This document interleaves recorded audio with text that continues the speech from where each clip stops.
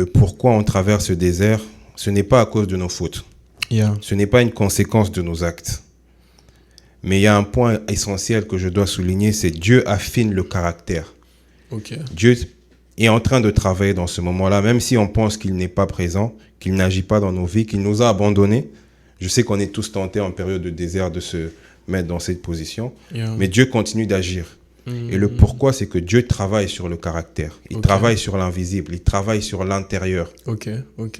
Et c'est vraiment le plus important, en fait, que pourquoi Dieu nous fait traverser un désert. C'est la raison ultime même. Exactement.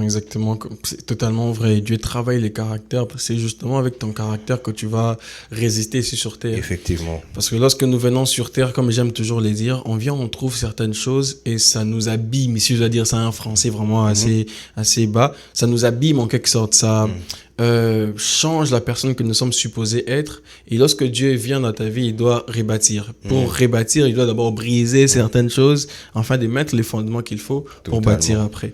Donc c'est pour cela qu'il t'a fait passer par ces moments-là, parce qu'il veut travailler un caractère à toi.